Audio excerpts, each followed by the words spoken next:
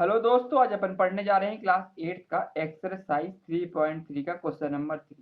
Understanding coordinator chapter 3 चल रहा है। ठीक है, क्वेश्चन नंबर 3 पढ़ते हैं। इसमें लिखा हुआ है can a coordinator A B C D be a parallelogram. मतलब ए बी सी डी एक क्या दे के रखा है, कोऑर्डिनेटर दे के रखा है। क्या ये एक पैरेललोग्राम है? इसको अपन को क्या है बताना है ना, प्रूव करना है। पहली कंडीशन दे के रखी है, angle D plus angle B equal to 180। मतलब एंगल डी, कौन कौन से एंगल की बात चल रही है? एंगल, ये वाला एंगल डी और एंगल बी, इन दोनों को जोड़ने पे क्या 180 डिग्री आएगा। तो क्या ये पैरेललोग्राम कहलाएगा नहीं कहलाएगा, इस कंडीशन को बताना है। ठीक है, तो हम चेक करते हैं। अगर एंगल बी 90 डिग्री हो जाए और एंगल डी 90 डिग्री हो जाए तो ये पैरेललोग्राम होगा कि नहीं होगा? ये बिल्कुल हो सकता है पैरेललोग्राम। क्यों?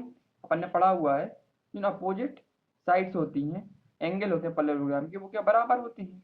तो अगर एंगल, अपन एक सिनेरियो ले लेते हैं, एंगल डी इक्वल टू अगर 90 डिग्री हो गया, ठीक है, और angle B equal to 90 degree हो गया, तो इन दोनों का सम कितना हो जाएगा अपना? 90 प्लस 90 इक्वल टू 180 डिग्री हो जाएगा। ठीक है, यही तो मैंने बोल रहा 180 डिग्री हो जाएगा, तो ये क्या कहलाएगा? पैरेललोग्राम कहलाएगा, है ना। एक कंडीशन में तो कहला रहा है पैरेललोग्राम। इसी केस में अगर दूसरी कंडीशन देखें अपन, अगर एंगल डी कितना दे के रखा हो, 70 डिग्री दे के रखा हो, और एंगल बी 110 डिग्री दे के रखा हो, तो क्या पॉसिबल होगा ये? तो ये पॉसिबल नहीं हो सकता है। क्यों नहीं हो सकता है? क्योंकि अपन ने पढ़ी है पैरेललोग्राम की प्रॉपर्टी क्या होती है। अगर एंगल, अपन ने प्रॉपर्टी पढ़ी है, कौन सी प्रॉपर्टी? कि अपोजिट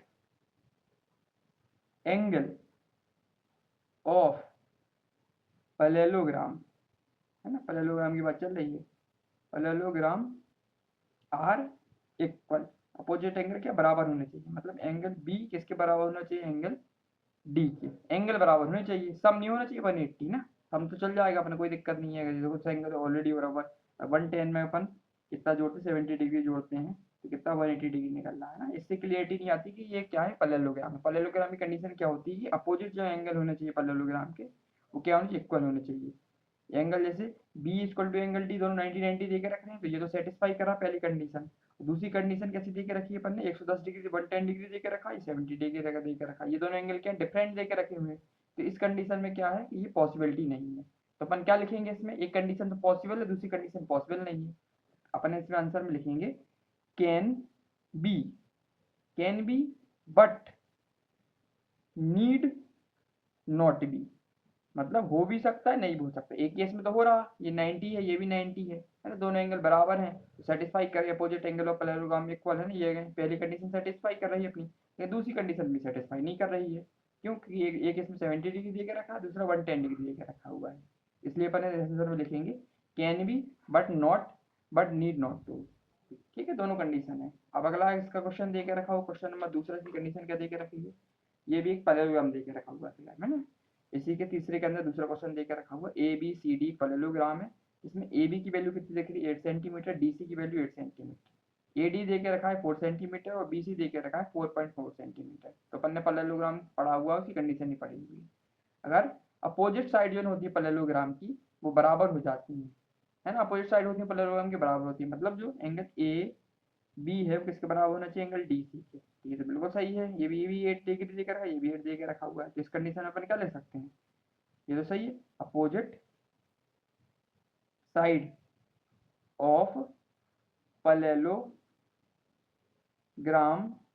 आर इक्वल। ठीक है, ये तो सेटिस्फाई कर रही है पहली कंडीशन अपनी। अब दूसरी क्या देखे? दूसरा देके रखा है ए बी इक्वल टू कितना देके रखा हुआ है अपना? 4 सेंटीमीटर देके रखा हुआ है, और बी सी देके रखा है तुम्हारा 4.5। अब ये तो अलग देखे रखे हैं, है ना।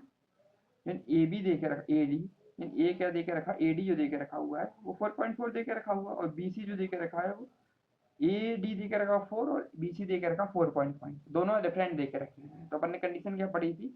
Opposite side of a parallelogram are equal, है ना, अपोजिट साइड बराबर होनी चाहिए। तो ये कंडीशन सेटिस्फाई नहीं कर रही है इसमें, इसमें लिख देंगे opposite sides are not equal, है ना। अपोजिट साइड क्या है इसकी? बराबर नहीं है। ये इक्वेशन क्या सेटिस्फाई नहीं कर रही है, तो आंसर में अपन क्या लिख देंगे लास्ट में? जब अपन आंसर लिखेंगे इसका फाइनल वाला, तो क्लियरिटी हो गई नहीं, हो गई क्लियर हो गई नहीं कि अपोजिट इसकी साइड होनी चाहिए, बराबर होनी चाहिए। मतलब ए बी बराबर डी सी, ये तो दे के रखा होगा साथ साथ। ए डी बराबर क्या होना चाहिए, बी सी होना चाहिए, तब ये क्या होगा, परफेक्ट पैरेललोग्राम माना जाएगा। तो फिर लिखेंगे आंसर में नो बिकॉज, फाइनल आंसर जब लिखेंगे इन अ पैरेललोग्राम अपोजिट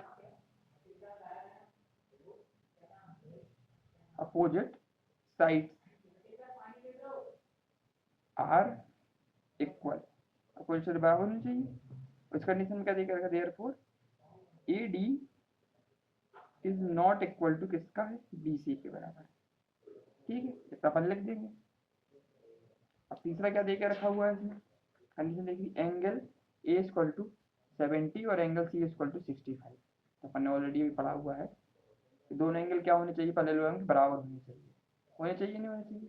अगर एंगल ए बराबर हो जाए किसके, एंगल सी के, तभी क्या माना जाएगा, तभी ये पैरेललोग्राम प्रॉपर्टी सेटिस्फाई करेगा। Angle A equal to angle C, angle A कितना देख रहा है 70 और एंगल सी कितना देगा 65, ये क्या दोनों बराबर नहीं है ना, बराबर नहीं देख रहे, तो उसमें अपन क्या लिखेंगे, लिखेंगे इसमें no because, in a parallelogram opposite